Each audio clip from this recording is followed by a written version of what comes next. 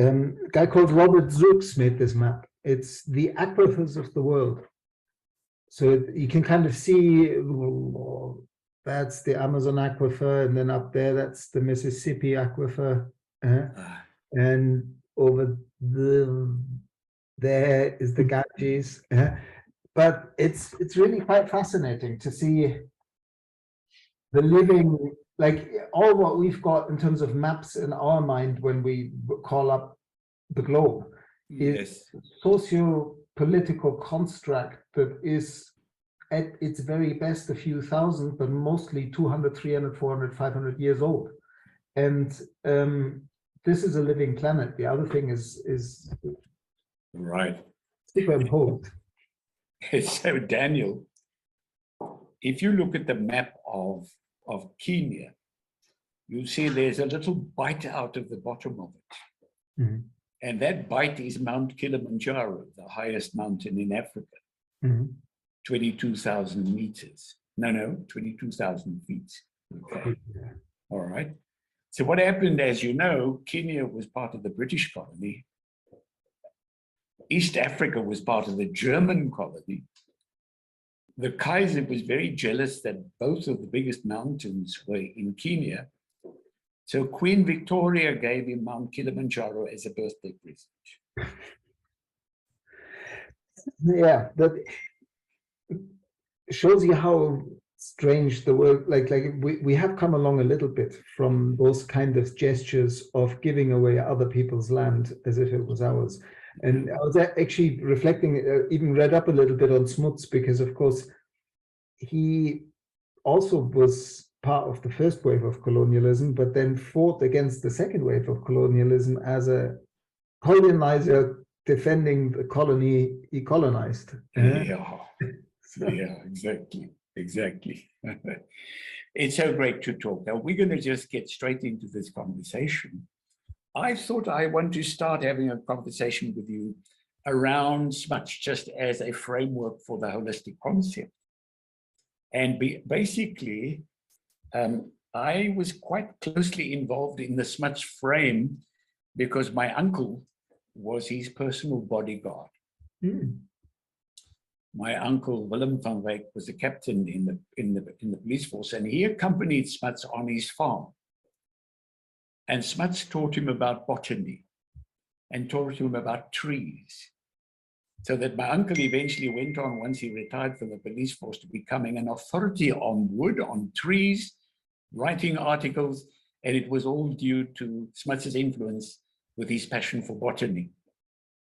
But the irony of my uncle is that, notwithstanding the fact that he lived so closely with Smuts, he remained a staunch supporter of the National Party through his whole life. Mm. Whereas my father, who was a parliamentary reporter, my father observed Smuts in Parliament. And what struck him is when the members of the opposition demanded an instant solution. You were talking about solutions quite intensely in our last meeting. His response would say, in this case, he said, let things develop. Let's see where it's going. He had an intrinsic understanding of process. So I've taken a look, with my limited capacity to grasp these things so deeply, I've taken a look at how his own view of the holistic process evolved. Basically been formulated on Einstein's relativity, which he understood very deeply, and Einstein acknowledged that. Darwinian evolution, which he reframed, not into survival of the fittest, but into the thriving of the fittest relationships, essentially. And then beginning to grapple with quantum theory and saying that there's some kind of a nebulous underworld out of which this crystallizes, but it's all patterns in energy that create structures, and so the wholes unfold and evolve. I suppose what impressed me most as a youngster was the fact that he applied his philosophy as a politician, as a statesman in his world at the time.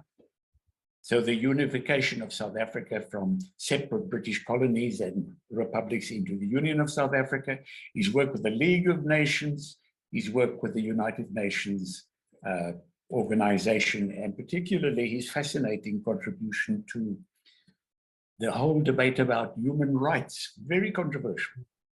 Yeah, I just read that he's the only person of the people who signed the Treaty of Versailles who also signed the UN Charter. The others didn't sign the UN Charter. Yes. But again, it's interesting how even all those constructs are still very much around nation states and Yes. yeah, something that I'm sure that if Smuts lived today, he would have outlived those concepts himself. So it's really important to never judge people in the context of the presence when they've lived 100 or 150 years ago. Like I always find this, sometimes you get people, Buckminster Fuller, for example, always, or Ian McHarg, never said humankind, always said mankind, and always spoke in the masculine. But I don't think that makes it worth derailing everything he's said just because he was clearly a chauvinist. It's just in his times, nobody had that sensitivity. And yes, that's important when we talk about Smuts. We need to see how, in how many ways he was really far ahead of his contemporaries. And of course, he was also a person of his times, but in a very impressive way. I mean, I think he's the only person who signed the armistice of the First and the Second World War. Yes. And yes. So the question I want to just discuss with you is, when the Germans wanted to republish Holism and Evolution in the late 40s, he said, no, don't do it. He said the science is already in many circumstances pre-scientific. But he said that I'm trusting that the concept, the notion, will actually be able to be developed further going off into the future. What I want to just check with you, how do you evaluate that legacy today in the 21st century? Like I was going to say this earlier, like my way to Smuts was, of course, like when I did the Masters in Holistic Science, there was some sort of reference to Holism and Evolution, and we were aware of Smuts, but it was really only when I started getting really deep into Patrick Geddes, where I really paid a lot of attention to Geddes's life and Geddes's writing, because I was doing my PhD on design for human and planetary health at the University of Dundee as a biologist who ended up in a design and art faculty doing a PhD. And Geddes had been this biologist who, out of Dundee, but living in Edinburgh, was accredited to start sociology, town planning, and really regional planning as an academic discipline. And so being in this kind of design context, I was really looking into initially the ripples that went out from Geddes. And those are ripples into Lewis Mumford, who wrote a lot of a critique on dystopia and that we were living, and also the kind of urban footprint that we were starting to create. Then Ian McHarg, who is a little bit akin to Smuts, because he's also this nature-loving, deeply connected to, all three of them are deeply connected to plants. Geddes coined the word, the famous phrase, "by leaves we live," which is also very Smuts-like. And Ian McHarg was also, just like Smuts, a commando, but in his case in the Second World War, and then got into regional planning in the 1950s in a sort of veteran recovery program. And again, he was hugely influenced by Geddes. And then out of these people grew really the kind of John Todd, David Orr, J.T. Lyle, regenerative design. So a whole movement, Buckminster Fuller, all these experiments of the New Alchemy Institute and all of that, I think were definitely strongly influenced by Geddes. And Geddes never stops in referring to Smuts as one of his great influences. He wrote a book together with a professor for biology in Aberdeen University, his last book, because the famous book of Geddes is Cities in Evolution. But Geddes's last book was two massive, like 600-page volume tomes on, I think it was called Towards a General Biology of Life. And again, that speaks, that I think is what Smuts was referring to in the 1940s when he says science has moved on. There is this dynamic, organic process, evolution-oriented wholeness that a bit of what I mean, your work of, I think we mentioned Alan Rayner before, his whole critique on framing things as wholes is that it can put the mind into objectifying thinking and therefore into boxes, categories, and things fitting together and additive counterfeit wholes, rather than dynamic wholes that unfold as we become expressions of what we're looking at. And as the way we're looking at influences how it shows up. It's a lot more complicated. The original holism of Smuts, I think. And I think he intuited that as well. I think you said it very beautifully in our last interview, is that it's a participatory universe.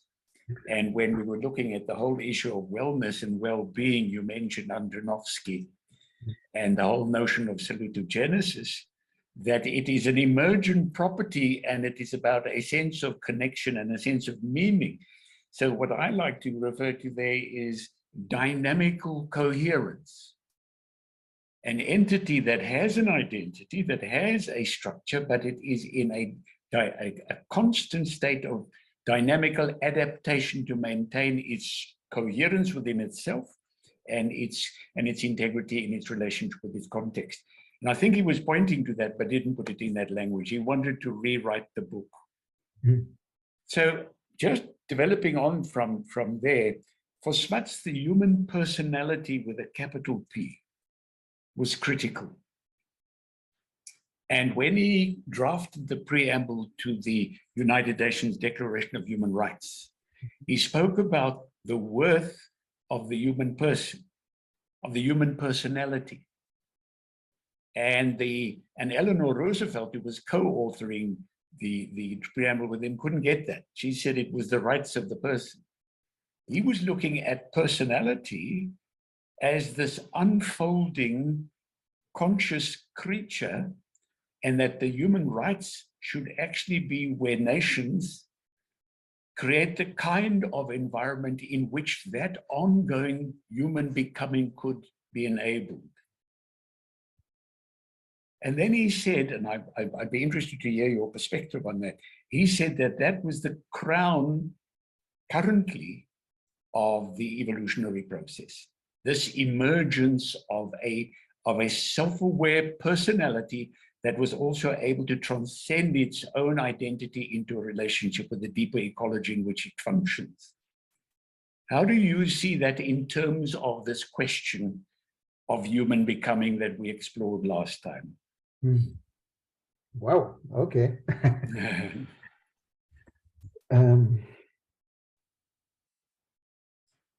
Yeah, I mean, the work of a lot of people comes to mind in this context. John Stewart from Australia has some interesting theories about dynamic coherence within evolving complexity. And personally, and this is somewhat more an emotional rather than intellectual, not critique, reservation that I have around the narrative of some kind of new meta being forming, because that, for me, that being already exists.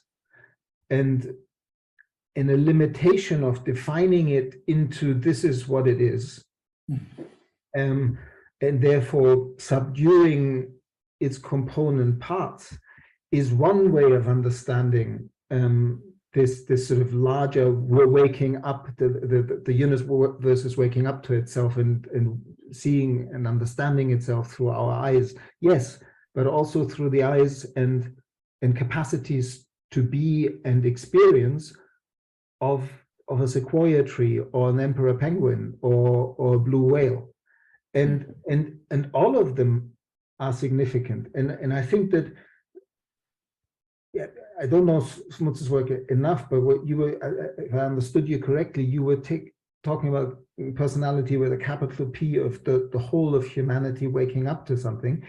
In a sort of more regenerative view, for me, it's the uniqueness, the living, evolving diversity of the personality with a little p, in which there is not a single one of us and not a single species being alive in the web of life right now that doesn't have a unique individual potential to contribute health to that evolving whole.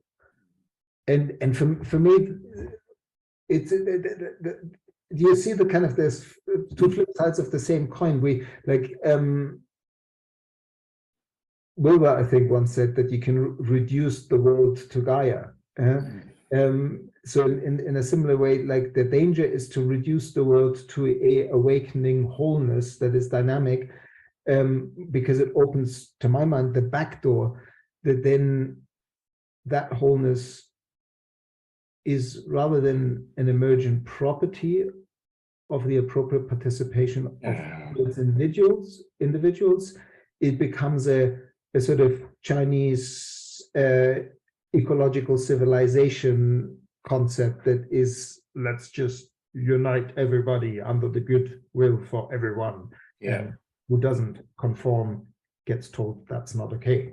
Yes. And that's a dynamic living wholeness. Yes. So interesting, there's two experiences. The one was, you might know his story of having the epiphany on the mountain as a boy, where his ego boundaries dissolved and he had a sense of unity with the rocks and the lizards and the plants. He had a sense of complete association, but he had a distinct sense of self in that sense of unity. And later on, he said, when I was a youth, I saw a light, and I've been following that light ever since. So there was this notion of a quality of unity with the entire ecology, but a self-awareness. And then he, later on in the book, Holism and Evolution, he says, the universe is individuating as the individual universalizes. So I think it was beyond the notion of just humanity. It was a deep engagement with the whole dynamical living milieu, also at a cosmic level. Yeah. Which brings me, Daniel, and please, the rest of us just participate, which brings me to, what is the difference, in your view, the different contributions of system dynamics, complexity theory, and how does the deep holistic perspective, and I use the deep holistic perspective because there is the superficial one that Edgar Morin calls everything thrown together in a plastic bag. How do you see the essential differentiation between system dynamics, complexity theory, and holism, the way we're exploring it?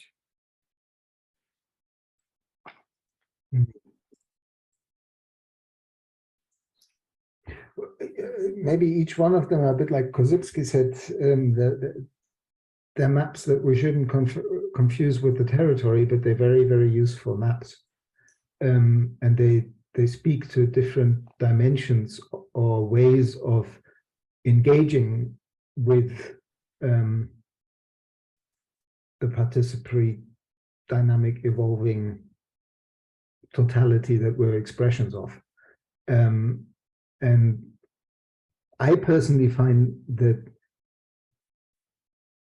I got a lot out of the dynamism. Was like, again, it's sort of more like narrative storytelling, but the narrative that I was sort of handed around the campfire at Schumacher College from people like Brian Goodwin and Henry Bortoft and so on is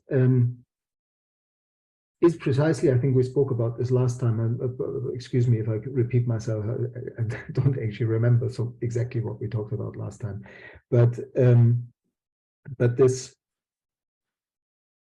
sense of complexity as understanding that it's fundamentally unpredictable and uncontrollable, therefore we only have one way of engaging with it, which is to try to participate appropriately, despite the fact that we can never know the exact outcomes of our actions. So we're sort of caught in this, we're damned if we do, we're damned if we don't. Just recently I found a beautiful line by the poet David White, where he says, eventually we come to a point where we understand that not knowing is just as useful as knowing, because if we don't know, we begin to be careful and we don't rush off thinking we know what to do. I'm paraphrasing him, but I think that's deep wisdom of complexity, of taking full responsibility of the double bind of like, I need to act and I will never know perfectly what this action will cause. And in that is this dynamic complexity understanding that we're all just expressions, emerging properties of this unfolding wholeness, which can almost give a scientific and yet spiritual connection into, so I don't matter and everything I do fundamentally matters. It's this paradox of audacity and wholeness and humility, of saying, if I really understand this, as Gandhi and Martin Luther King and Mandela and all these people understood, everything I think, say, and do informs how the world will come to pass and therefore matters profoundly. And at the same time, as Satish Kumar recently in a beautiful conversation I had with him less than a month ago, reminded me, we're all just contributors to a larger river, and none of the individual contributors can change anything really, but the river can change something fundamentally. And it's I don't know if that answers your... No, it's so powerful. We had a presenter to the Holos project whose topic was from performance to significance, and then we had another presenter who said actually it's from significance to relevance. That we are relevant. Now I'm looking at Yin and I've seen a very dynamic response from Yin. Yin, what's that thought that you're wanting to share with us? Thank you, Claudius, and great to see you all, and Daniel.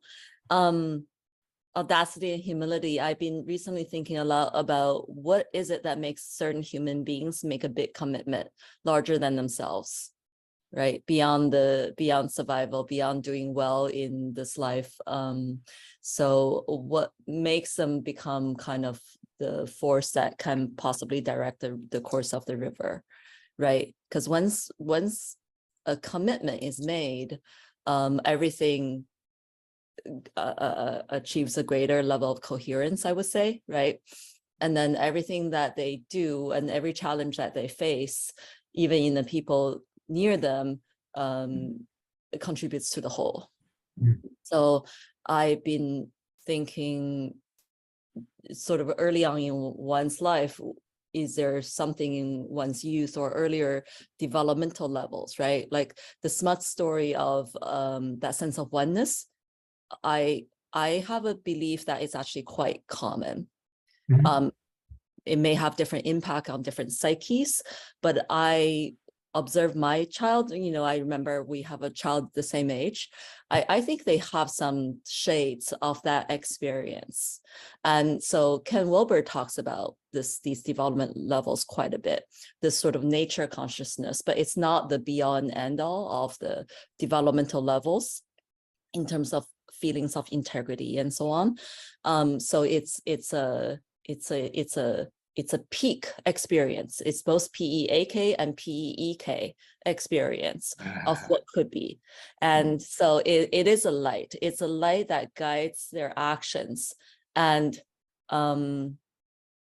yeah, so I'm just thinking about how, if, you know, we would want to sort of be able to replicate those experiences for people, right? In order to shape our civilization, in order to have greater coherence and sort of basically wholeness that changes our individualism so that we can actually move together better as a river. And I wonder, in terms of the personalities, what is it that makes particular individuals commit to something greater? It's hard to explain in, like, it's, you know, without talking about old souls and, you know, prior karmas. It's hard to explain in rational terms, but it's something I've been thinking about. Well, for me, I'm just questioning what came to mind, because those are the three elements that, to reconcile them, like the way you spoke about nature and nature consciousness, and what children have that kind of what Owen Barfield called in primary participation mystique, like still feeling whole because they haven't been fully culturally conditioned yet to go through a mini enlightenment, and with that a separation from the larger whole that they're part of. The danger, although, in using it, nature concept, and I think the danger in Wilber's work is, like, there's something in Wilber, in his own developmental process, that there must be a trauma around the green meme that every now and then showed up in his life, when he just lashed out against a sort of Gaian Fritjof Capra web of life wholeness. And when somebody lashes out like that, it's always a bad, like maybe somebody hasn't done their own work here yet, take that with a pinch of salt. And so happens with me all the time. So I'm not saying that it happens to all of us. But and that for me is precisely where what I believe is this impulse. And I think that Alan Rayner, who I mentioned earlier with his natural inclusion ideas, had very many of these participatory dissolution of self or integration of self into a larger being that it led him to a much deeper understanding of self. And as Claudio was telling the Smuts story, I was reminded again. Pardon if I shared this story last time. I don't normally share it that much, but while I was at Schumacher College, I had two really intense experiences shortly after each other. One of them was that Henry Borthoff, the guy who wrote the book on the wholeness of nature, a Goethean way of science, who was one of the research scientists at J.G. Bannett's Institute for the Comparative Study for History, Philosophy of and the Sciences in the 1960s, where they were bringing cutting-edge science, Bohmian wholeness, and all of that together. Like Henry Borthoff was Bohm's student at Berwick College, doing a PhD with him, and then ended up with Bennett, who was a student of Gurdjieff and the Eastern mysticism dynamics study of this intersection of consciousness and matter that our culture hasn't really talked about much. And so Henry really did whatever he did with us in these first 4 days that he was with the Masters in Holistic Science, which included him at one point in the class suddenly pointing at me and yelling at me and saying, "You've got a problem." And that was a kind of running joke with all my classmates for the rest of the year. And they just point at me and say, "You've got a problem." But anyway, Henry gave me the most intense migraine I've ever had in my life the first migraine I ever had. For 2 days after Henry left, I couldn't leave my bedroom and even lift my duvet. I was under the duvet with such a neural mush reassembling itself that it literally hurt my brain.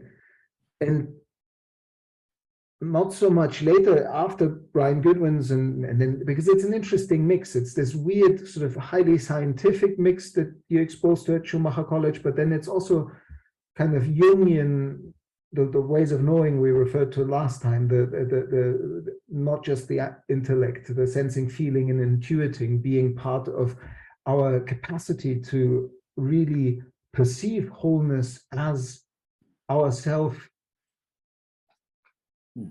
participating in what we're trying to perceive. And in that context, I had an experience where I was just behind the college, leaning against an oak tree and trying to integrate this sort of barrage of Henry Borthoff, Rupert Sheldrake, Fritjof Capra, James Lovelock, all in person, all in small groups with conversations. It's just a level of privilege that I'm still hugely grateful for.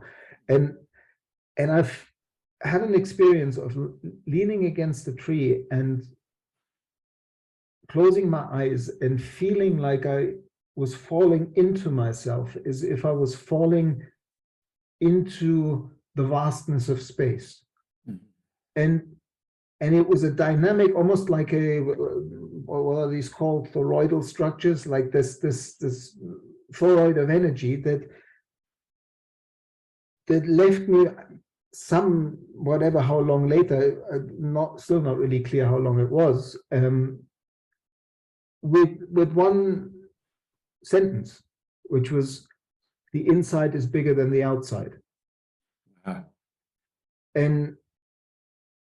And for me, that, in my own sense making, has always been not a reason to do what Wilber does, which says, oh yeah, well, we can get to the point where we feel one with nature and then we can move on and be enlightened and be separate. No, it's the opposite. It's these people tap into life capacity to regenerate life. These people become, to a minute extent, and I'm sure they all have their demons in that process, capable of letting life flow through them in a way that is necessary for life to continue. And that's where we find dynamic, evolving wholeness, this goal of, can't we all somehow do something for this all to wake up, is through this not individualism, this uniqueness of the individual manifesting what they can manifest. And it's every attempt, it's kind of metaphorical. This seems very unrelated, but it isn't. All these people were trying to create like a certification scheme for regenerative business, or certification scheme for regenerative agriculture, or certification scheme for how to be a regenerative leader.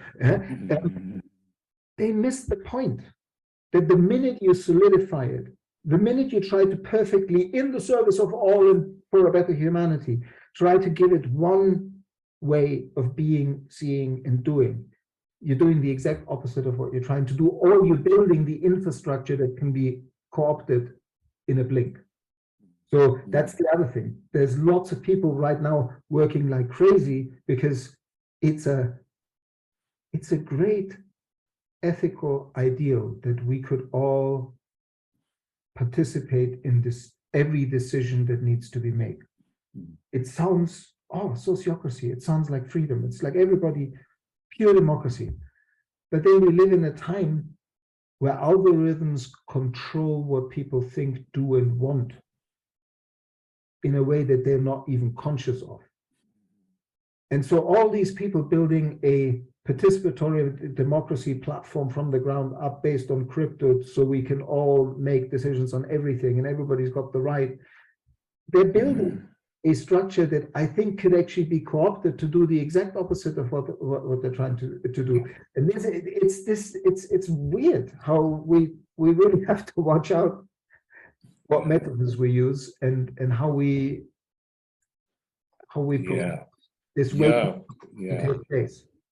You know, I looked at the work of Forrester, who was the father of system dynamics, and he made a statement where he said, the human brain has been shown not to be capable of being able to work with the high order nonlinear causal feedback loops. We need sophisticated computer simulations to do that. Ouch. Says Forrester. But then I recently looked at the work of not James Lovelock, the great mathematician. His name will come to me. He's wrote The Road to Reality. Penrose. His name, and he said, we've had wonderful discoveries, scientific discoveries in the 20th century. He says we could have incredible scientific discoveries in the 21st century, but he said we need some kind of a shift in perception. It'll be subtle, he said, but it'll take us on a fundamentally different trajectory, something we all might have missed. So I'm listening to Forrester saying we need computer simulations to do that, and I'm looking at this statement, The Road to Reality. In fact, I can see the book down here.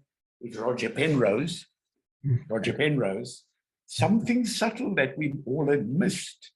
So the question that's in my mind is it something to do with the information being in our brains, or is it something to do with the brains being receptors? What's your view on that? Good question. Also giving me a really lovely slip road to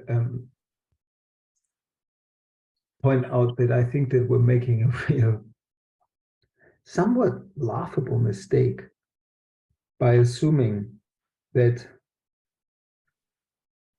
cold data that we've amassed over 5 decades or even 150 years of one of the 4 ways of knowing, the intellect analyzing the whole to bits, all mental constructs, none of them real, all of it is fundamentally interconnected and interwoven at the quantum level. They're all just shells that we've created. And the cold data speaks about these bits. And now we're saying, there's this powerful, wonderful technology, AI, artificial intelligence, that can put all of this together and give us some kind of understanding of the wholeness that we're participating in a way that we can't because we're faulty. And I think that's really, really dangerous narrative. Again, that's the narrative of the kind of sci-fi movies warning us of the machines taking over. That's Dr. Faustus, that's the Golem, that's the Zauberlehrling. We've been warned. Let technology not become your master. Yeah. And I think the bit that we're missing is that what some people now have cleverly called NI, natural intelligence, is codified in all the, Nora Bateson would call it warm data, relationships of a dynamic, scale-linked, salutogenic, nested wholeness process unfolding. So every, like in a more, to make it more palpable for our way of thinking, every relationship between every cell in each of our bodies forming an organ, and how those organs relate to us as beings sitting in a family, in a community, in a bioregion, within a biosphere. I don't know the right math term to how the number of relationships that are encoded in that evolving wholeness, that is never the same, is always continuing to evolve, is so in magnitude, so much vastly more complex than this tiny little slither of a slice of understanding that AI is trying to hammer into this dynamic living wholeness. And I think that's what we're missing. We're missing that it's just ridiculous to be so proud of our science. It's my concern is that we are getting so clever that we're giving our sovereignty away increasingly. And if we give our sovereignty away, we give our agency away, we give our agency away, we can't have ethics. We can have compliance, but we can't have ethics. And if we aren't ethically driven anymore, then who we become as a human species. Now, I had a conversation with Yin just last night briefly, where we looked at Yuval Harari's Homo Deus. And he talks about the bifurcation of intelligence and consciousness. And Yin, you said there's a way of looking at that. I don't know, you'd have to explain his work in that aspect a bit more, because I haven't actually looked at that in detail.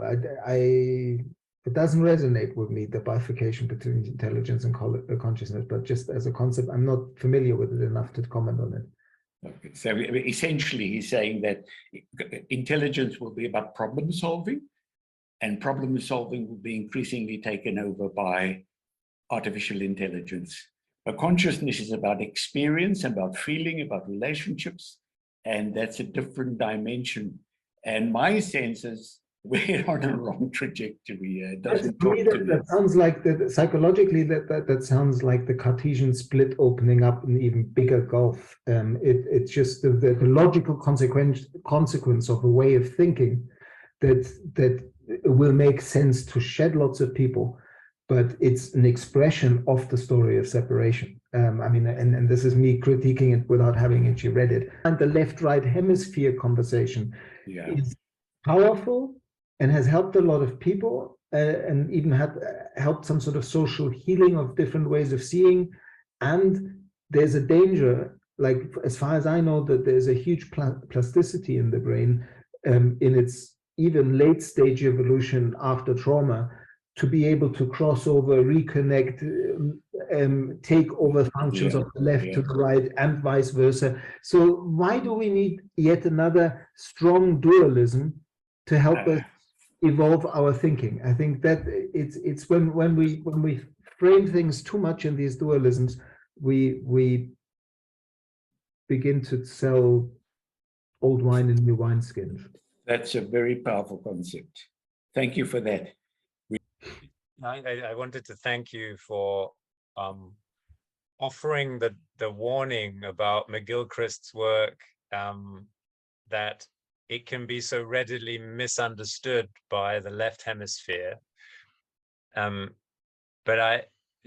I'm a deep fan of his work, because he is at such great lengths to explain that left and right are to be understood symbolically, not in any way as a duality that is based in a binary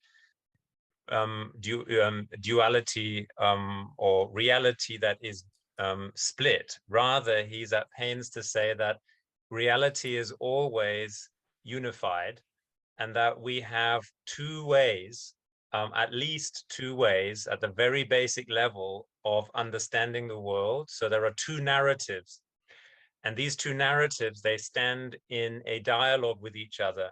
And we have been, and what we call Western culture is a good description, because there's a group of Homo sapiens that is subject to an, if you want, cultural or epigenetic narrative that overemphasizes the impact of what he describes as the left hemisphere thinking. That doesn't mean that that is my or your left hemisphere, and it doesn't mean that it can't also be compensated for in the right hemisphere. It is simply an asymmetrical way in which the human sense-making apparatus operates, much like there's asymmetry in all of the relationships that you've outlined from the cell through to the biosphere. there is and this asymmetry is what creates the perpetual motion. That is what is the narrative motion, and that is the important, I think, of his work, is not that there is a duality, but that there is an asymmetry, and the asymmetry is part of what either leads to a misconception of the world as a duality, or to one that allows us to get the inkling of the unity of things, which I think is the very fine line we're approaching here in thinking. And I just want to, the reason why I'm being so pedantic about what McGilchrist is saying is because it's very easy with your notion of becoming indigenous to fall for the idea that there is another story told by another people somewhere that we can adopt, and then wholeness will follow. So if we turn east, or that's not what you're saying. I'm saying that the left brain interpretation of what you're saying could very quickly be there is a better way, a different way, which is essentially what you're talking about when you talk about the danger of codifying regeneration in all sorts of contexts, is that it immediately so this rather, and so this is the point I'm trying to get to. What McGilchrist's whole asymmetry is about is that the agency for the recognition of the world's unity is vested in each individual. We have what we need in order to have the experience of the field, but it is the left brain idea that creates a glass ceiling at the level of systems thinking, because we codify knowledge in this very abstract way that we remove from that our personal capacity to stand literally in the field and develop our senses to the extent that our scale of things allows for, which is that the unity of things flows through us and is influenced reciprocally through how we imprint on nature and nature imprints on us, which is essentially what you were talking about with your oak tree experience.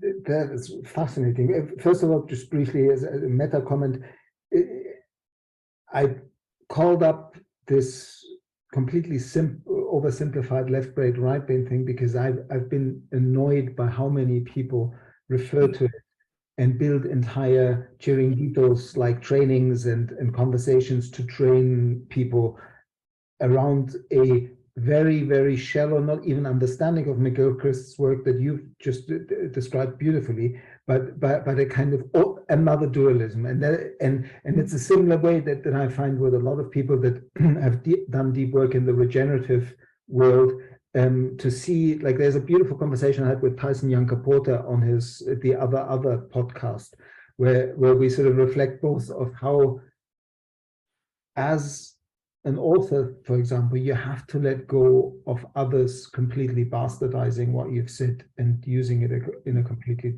different way. And what I think what you were beautifully summarizing there in McGilchrist's work is what William Blake was referring to when he said, "May God us keep from single vision and Newton's sleep."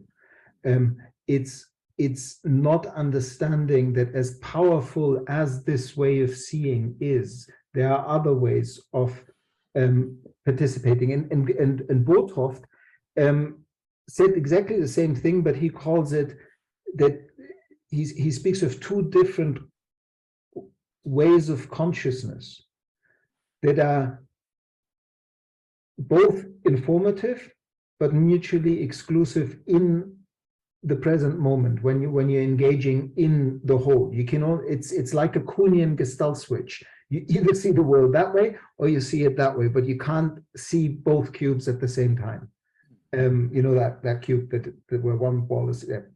And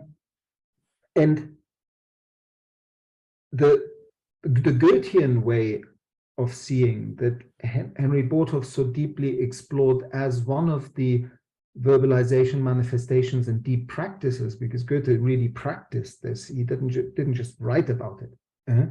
And Bothoff really practiced this. Like everything that he wrote, like he was a very slow writer. He wrote basically one essay spent 20 years writing that essay into a book, and then spent another 20 years writing his final book, and died 6 months after his final book was published. He was a remarkable man. And Henry really heard something when he read Goethe's sentence, in the instant, in the specific, the experience of that unique specific, there is all the theory present right there. We don't need the theory. We need the perception, the dynamic perception of the phenomenon coming into being in our own participation in the bringing forth a world through our way of seeing and participating. That's I think the other side that McGilchrist is talking about, which is kind of the deeper anchor. And in the kind of framing from earlier, the audacity, one of them is the audacity bit, and the other much more important one is the humility bit. Do you know where Goethe says this quote that you're bringing or paraphrasing around that every instant has in it all theory and probably more? You know how you have in life, sometimes you have offers that if you had taken them, your life would have taken a completely fundamentally different turn. When I was a student at Schumacher College, I wrote, hold on a second, I'll just find it. While you're looking for that, I'm just recalling that it was Stephen Harding who spoke about encounter. Yeah, that's encountering the phenomena, the wholeness through the phenomena. That's very good, yeah. And I'm also recalling that that Philip Francis warned me. He said, "Don't try and describe holistic science." He says it doesn't yet exist. We're still discovering what it is. Mm-hmm. But it was about that encounter. Yeah. This is my 2001 holistic science essay, where I combined 2 modules to write a bit of a longer essay, because in learning from Botoft and from Margaret Calhoun, the participatory process that is Goethean methodology, which you can find in another article I wrote. I'll send that in a second. In this essay, I took something which is published by Reklam, a German kind of publisher of famous German authors, in a kind of paperback way, and it's Goethe's aphorisms on nature. They come out of the work that Rudolf Steiner did when he, as a young man, had to read everything Goethe ever wrote, all his diaries, all his scribbles, everything, and create the Goethe archives. And I'm to this day convinced that everything that comes out of anthroposophy that is a living impulse comes from Goethe and through Steiner. And in that is in these aphorisms is this famous quote of the instant carrying the specific carrying the theory within it, and it's a dynamic in the moment, like the anthroposophists call it this gesture. It's this, like if you work in the kind of Margaret Calhoun way, like you behold the wholeness of the chestnut tree with your entire being in such a depth that through exercise, I mean, she was very artistic. She did exercises to get people into like waking up those muscles, those other 3 ways of knowing that we have atrophied for 250 years culturally. She did things like she would sit in front of the chestnut, which is in front of the old postern at Schumacher College, with our drawing pads on our crossed knees sitting on the ground, and with just a charcoal pen. And she made us meditate and look at the chestnut for 90 seconds or 120 seconds. And then he said, okay, now close your eyes and draw the chestnut. And you become surprised how much dynamism is in the scribbles you do for the first time drawing with closed eyes. And it's this, like it's the curious experience of beholding a tree and then being asked to, in a very anthroposophical way, give expression to the gesture of that tree, and finding myself dancing in a sort of spiral upwards, and only afterwards remembering that all trees either grow in a spiral form or in a toroidal form. And that I was actually correct in perceiving something that was about that spiral dynamism of that tree. But for me, these are they beyond science? That's exactly the emerging holistic science that Philip Francis was talking about. It's I'm not sure whether they should need to fit into the straitjacket of conventional reductionist science. They're a different expression of that participation. They're trying to bring in the other side of the brain, or the yeah. So you raise a really wonderfully challenging context in terms of the awareness that you just described, that relates to the very question of holistic perspective and practice. So we want to have a celebration in 2026 to celebrate 100 years of the publication of Holism and Evolution. And we're looking to identify those folks that have actually engaged in holistic practice so that we can celebrate it, amplify it, learn from it, collaborate around it. What is the relationship between practice and perspective in this respect, given the context you've just described, Daniel? Is the practice a way to actually develop the perspective?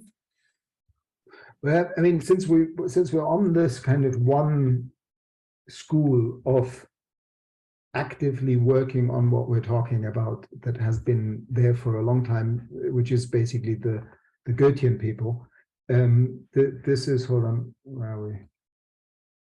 This is the piece I was mentioning earlier, which actually was published in a beautiful compendium that Craig Holdridge, who runs the Nature Institute in the northeast of the United States, he's kind of one of the wise old men of Goethean science. There are not many practicing Goethean scientists around, and he, quite a long time ago, for the journal Janus Head,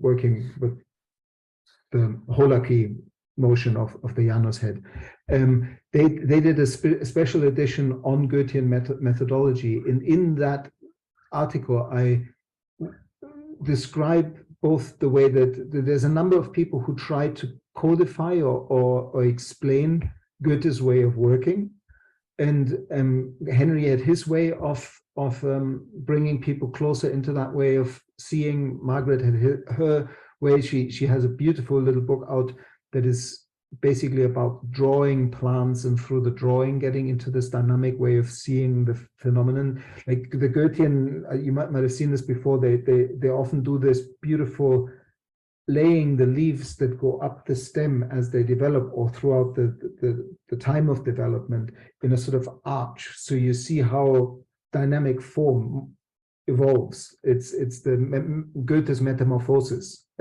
of seeing form in a way like Darcy Thompson saw it, who actually coincided with Geddes at St Andrews and Dundee when Geddes was working on his wholeness work influenced by Smuts. So this study of dynamic wholeness is in On Growth and Form of Darcy Thompson, and in this article there is this description of how you can actually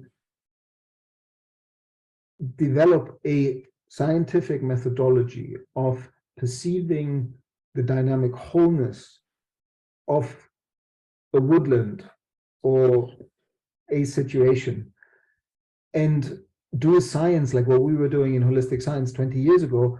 Was Brian Goodwin was always eminent to say science is not a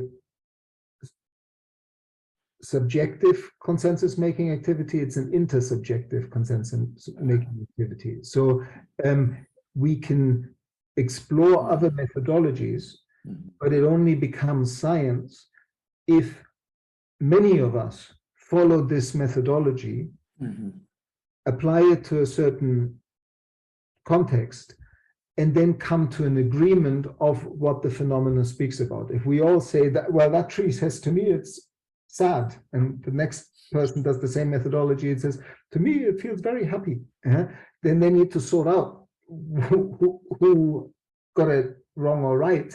And in a way, that was the idea of working like this. This woman, Isis Brooks, who was a philosopher, I think, at Lancaster University. I don't know if she's still alive. She also worked like the different stages were exact sense perception, exact sensorial fantasy, and then what was the next one? Seeing is beholding, and then being one with the object. These are the phases of that particular practice. And to make it more palatable, like one of the things that Henry did with us, which I sometimes do with students, it's actually a really powerful exercise for the mind.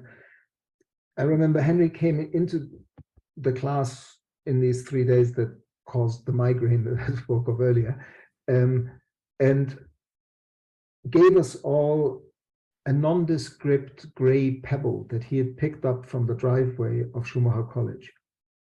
And he'd been painstakingly looking for the nondescript, like very normal pebbles.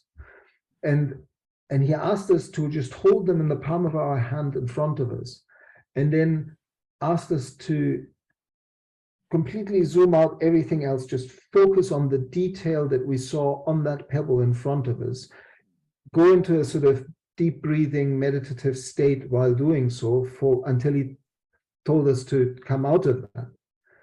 And then he asked us to do it again and said, don't look at the detail.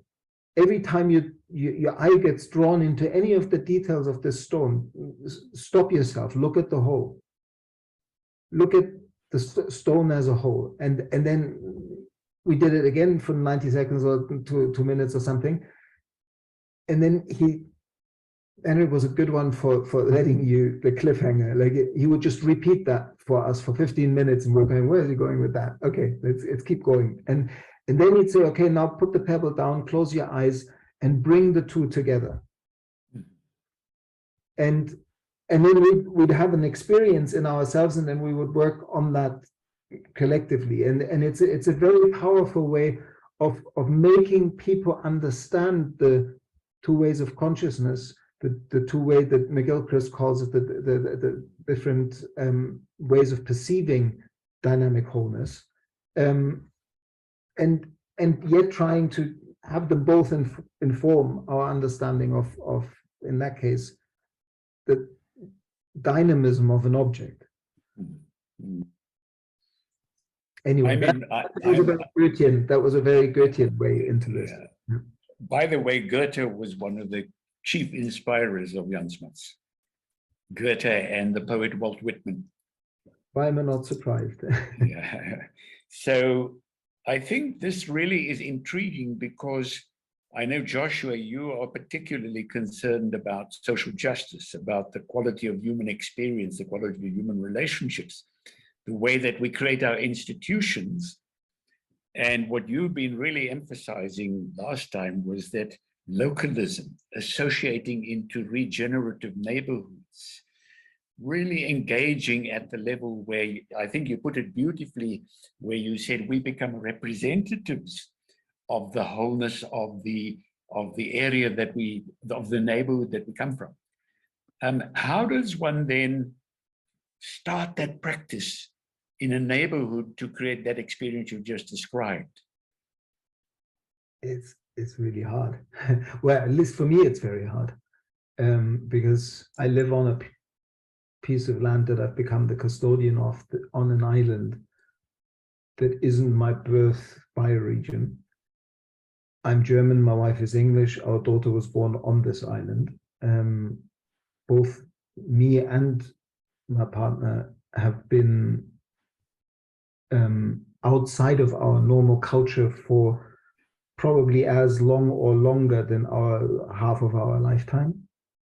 So even if we went back to those places, we would not meet the Germany or the England that we think of when we think of Germany or England, nor would we fit in 100%. And so this long journey of what Gary Snyder, the bioregional poet of the Pacific coast of the United States, he called it beautifully re-inhabitation. And I think we shared that little quote by him last time. And for me, it's a slow process, and it's also a process that makes me understand how I sometimes have to surrender to the fact that I live in my times and that things are like they are, and that I'm still stuck in an economic system that shows up in all sorts of incongruences of what I'm trying to do. Like, for example, I'm keenly aware the deeper my roots grow into analog relationship with this land and what this land needs and how much hard work and attention it needs to be the custodian of a piece of land. Even the custodian of a house, and so the electrics work and all of that. There is a detail to just being well in place, the good life, that very quickly asks you to say, what do you prioritize? Where do you put your energy? And my privilege is that right now I live in a bizarre period of human history and also of my life where there is an interest in what I can share. And so I can share it online. And I've been working on the land all day. I've been helping a bunch of oaks by giving them biochar and compost and mulch on top. And while I have people fitting solar panels and an electrician sorting out the cables. And that is part of the practice of coming home. But I'm also aware of how deeply privileged it is to then, like yesterday, like this is a free conversation, but yesterday I had 2 hours that were really well paid, probably better paid than a lot of people earn in a week in and around me here. And so, but at the heart of the notion of regeneration, of this notion of finding our wholeness as wholeness, not that other that is wholeness, but true wholeness of feeling expressions of a larger living being that is life flowing through us, and where we become expressions of this larger body, which is Gaia, or even a living universe, and where on a spiritual level you can find eternal life in the relaxation into that larger being that we're all just blips in time of. For me, that gives me a lot of consolation on a very different way, but in a very real way, being with the land and working the soil, seeing the soil come alive over the last 2 years, with just me experimenting, because I'm not really an expert in this, but it's actually not that difficult. That's what so many of these gardening experiments, like the founding myth of Findhorn, where I lived, was these people, this elderly couple and their friend, who had been military officers and spies and run a hotel, ending up on this sandpit in a caravan park in Findhorn, and then growing the most amazing vegetables because they brought seaweed in and put organic matter together and composted and did basically what makes perfect sense when you start slowing down enough to say, how do I grow my own food? And I think we all would do really well to work that muscle by trying to do a bit of both. because I don't know where the future is going. Like the predictions of Jonas Salk in the 1960s and of the limits to growth in the early 1970s very clearly said, like, if we don't change our ways by the 2030s to 2050s, things will start to be horrific. And we have not changed our ways. We have not woken up. The whole story of humanity is waking up. Maybe more people have a conversation about it, but we've made no progress on climate change. We've made no progress on biodiversity loss. And we are still consuming more and using more fossil fuels. And we have done since the warning bell was sounded 50 years ago. And so all of us are sitting here kind of going, great, wonderful, so far so good. But that's the person falling out of the 20-floor building and going past floor 10. So it feels okay, but what's coming is pretty imminent. And I feel that the simple practice of coming into wholeness by being in relationship to soil, local community, where does my water come from? Where does my food come from? Who are the people I would have to talk to if I wouldn't have the joy of having richly intellectually stimulating, beautiful conversations like this one, at just sitting with dirty clothes and dirty hands in front of my computer, like my real neighbors. And I think that's where, and I'm very personal here, I mean, this is not some sort of wise, like in the conversation I mentioned earlier with Satish often sounded on the edge of being naive and simplistic. And even sometimes you could have said, Satish, you have to name your own privilege here. You like this is only for a few to be saying this. But there is something beautiful in just simply reminding people of, like, we can't always do great things, but we can do small things with great love. And the Zen saying, before enlightenment, chop wood and carry water, and after enlightenment, chop wood and carry water. And exactly. And so for me, personally, it means a lot of letting go. Like it's not having too many of these conversations, because of course I'm not gonna get my oaks if I talk online all the time. Yeah, that's right. I'm going to wrap up from my side. I take courage from the statement by Mahatma Gandhi when he decided it was time to liberate India from British colonial rule. And apparently his friend said to him, "What hope do you have of a successful outcome?" And Gandhi said, "For me, the victory is not in the outcome. I have no idea what the outcome is going to be. For me, the victory is in the commitment." And so this resonates with the statement you made, Yinzao, about commitment. And it resonates with where the heart of our initiative is. It's about a commitment to being able to offer a different way of being in this world with all of its conditions, in our own kind of struggling ways. It is a real privilege to take the time to talk in this intellectually stimulating way, as you put it. But I think there's more at work than it just being a privilege. I think it is a little bit like gardening, and one has to choose one's time, and one can't always garden, one can't always have intellectual conversation. But where it goes beyond the privilege is in the ways we think and in the stories we tell quite unwittingly, what we think about ourselves and what our role in the world might be.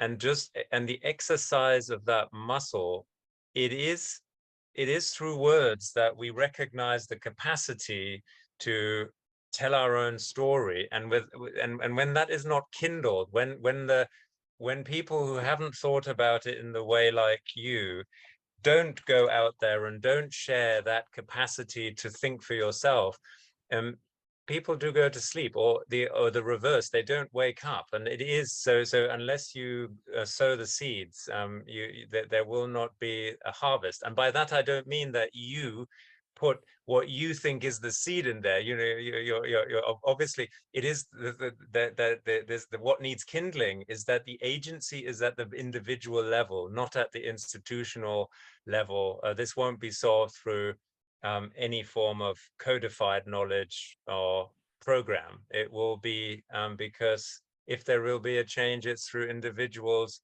connecting through the place right under their feet. So I just wanted to say that there's that privilege and the possibility of a different world through conversation, and that I've really enjoyed so many ways in which you've stimulated me beyond the intellect. And I've really felt this deeply in me. It's been very, very inspirational, and not least because I recognize very clearly that I think to a certain extent I've actually done enough talking in my life just to be paradoxical.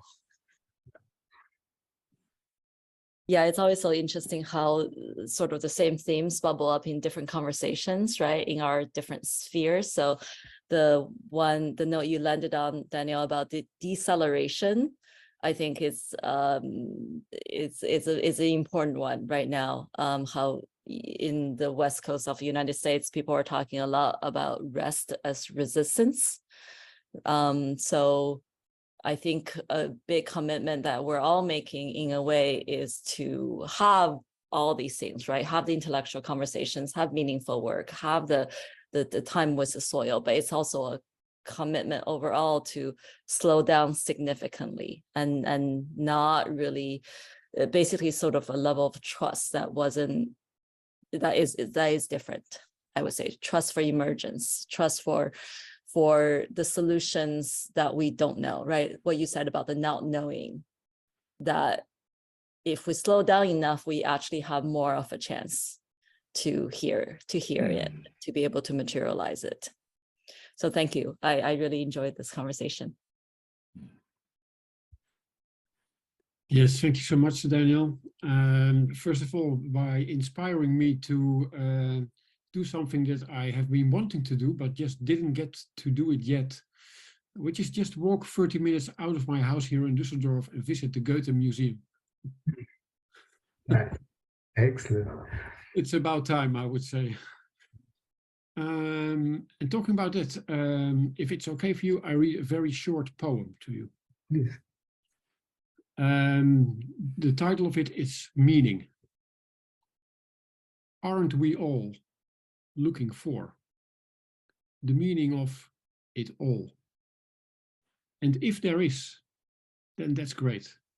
Fulfillment, relevance, and motivate.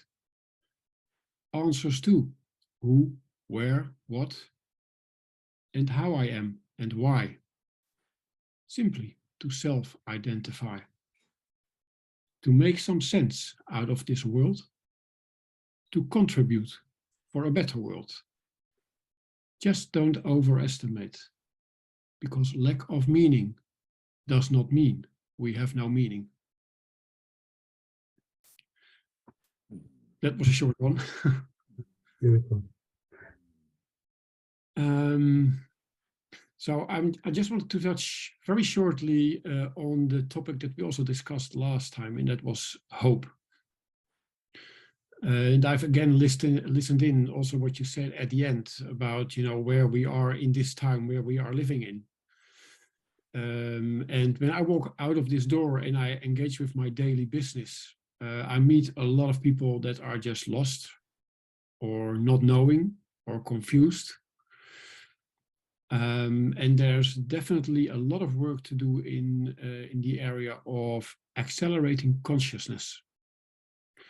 And I'm just interested to hear from you how you see your work in that field, or that you don't see it. Maybe, I don't know, maybe you don't feel that there's a role for you to play. But by having published a book, which is, I think you can say, a bestseller in already for a long time. At least everybody I talk to is aware of it or has it. Shows our echo chambers. Compared to Harari, it hasn't even sold 1% of those kind of sales. Yeah, so maybe that's just the tunnel where I'm in. That could be. But I'm just seeing how I'm just curious to know how you see your role in the real world and what it is that needs to happen there by slowing down or speeding up or whatever. Yeah. Well, I mean, it's interesting. Like I'll share it with you by email later. This conversation I recently shared on my YouTube channel with Satish is really quite personal, and it, to some extent, it is about that question, because it, also what Marcus was speaking to, which I actually really appreciated that comment, is like I have to ride personally an edge of anything that comes with loading any kind of role or responsibility on myself. Doesn't actually go very well with the deeper knowing that, yes, we need to slow down, because there's always more things that I could do, could say yes to, could spend my, like, what is being an activist? What do I give the power of my attention to? Right now, you. Earlier, my garden. But I'm a human being. I only have that much attention. And what's happened in my life is that my daughter, my wife, because we're co-parenting, and I have challenges that we didn't have in 21 years of relationship without a child. So a whole redefinition of partnership. The house we've been blessed enough to find, and the land we've taken on as custodians, all of them are now asking me to really slow down and pay attention to what is physically real in the analog. Exactly at the time, like I became a father exactly after 20 years of writing and thinking and doing stuff, and nobody knowing anything about what I was doing. My book came out the year before my daughter was born. So the response to anything I had to share happened exactly when I had to constantly do the hard work of saying no to things that 5 years later, earlier, I would have done a little dance and celebrated. I can't believe they just asked me to fly to Mumbai to give a TEDx talk in the most important TEDx stage in Asia Pacific. And find myself saying, "No, thank you very much, not coming," within seconds, because I don't have time to even think about these offers very long. And then afterwards going, "Can't believe I just did that." And this is constantly like going, yes, there's a part of me who would like to spend a week in a little village in the Ardèche in southern France with Nora Bateson and Zach Stein and people from the Evolve magazine, and just talk about education for the 21st century. But do I have a responsibility to be everywhere and do all that when I'm taking sleeping pills in order to go to sleep since November because I can't actually fall asleep? I mean, that's a warning that something isn't going well. And so I actually need to pay a lot of attention to saying, we all do what we do when we do it, and there's phases in life, and right now my phase is different, and I have absolutely zero obligation to do any more than I've done up until this point, because as Henry Bothoff taught me when I shared with him 20 years ago, I want to write a book. He said, "Why would you want to write a book?" And I said, "Too many books written all the time, and nobody reads." And he said to me, "If you want to write a work that works," which is a very Gurdjieffian notion. A work that works is like the alchemical touchstone of, if this has touched you, you will not be the same. Whether you act on it or not is your decision, but you will not be the same. It's where my book ends with the Drew Dellinger quote, "What did you do once you knew?" And that was the intention. And so but it is like, in terms of, if you want me to be transparent about my own inner narratives, it's a constant self-incrimination of, maybe I do need to do more. Maybe I'm just a lazy bastard putting solar panels up and dealing with my land, and maybe I'm falling into the individualistic nuclear family trap of having to be a provider by asking people to pay ridiculous amounts for an hour and a half online. but that's what I was trying to allude to earlier with saying the incongruences of actually living in a certain time and having to meet these real world paradoxes of somebody's got to pay for the solar panels they just drilled onto my roof, and that means saying yes to AXA Climate to have 90-minute conversations when my heart wants to say yes to this kind of conversation every day, but I get so many requests that I can't. And then a voice says, yeah, but don't complain about such a privilege. Like everything that, like I'm deeply and utterly overwhelmed with everything that is going on in my life, and at the same time, deeply and utterly grateful for everything that is going on in my life. Wow. Thank you so much for this open conversation ending, Daniel. And by mentioning Drew Dillinger's poem, we are exactly back at the point where we started in the first session, you might remember. So yeah, it's very nice circle. Just the last thing I wanted to say about this commitment. Yeah, I mean, but you probably all know this because we talked so much about Goethe. Like also to give another type of answer to your question briefly. Like, of course, I do think that where do I see my role? Like what I feel really called towards is to sit with, do what I did 20 years ago or 10 years ago, no more, 15 years ago, work with young adults sitting around the fire, doing solo time in nature, vision quest type work. Maybe do that with business leaders sometimes if it's not young adults, but sitting with a small group of people, like we're sitting around this virtual campfire, around the real campfire, going with them, hiking in the mountains of Mallorca, sharing some of my love for this land with them, and trusting that the land and the walking and the being in place does 95% of the work, and then every now and then just fire homeopathic acupuncture needles in a little council, in a little, let's do a threshold walk, here's a question, let's just, that's really where I feel called to. And yes, that's maybe also an acceleration of consciousness, but it's not taking onto my shoulders some kind of, some people in India want to build some ridiculous platform and make little funny AI-informed animations about some of the things I say. And interesting. Yeah. Well, we're on the same page. We're on the same page. This place up on the mountain in the center, it wants to do its work, and we're agents of that. Yeah, we're on the same page.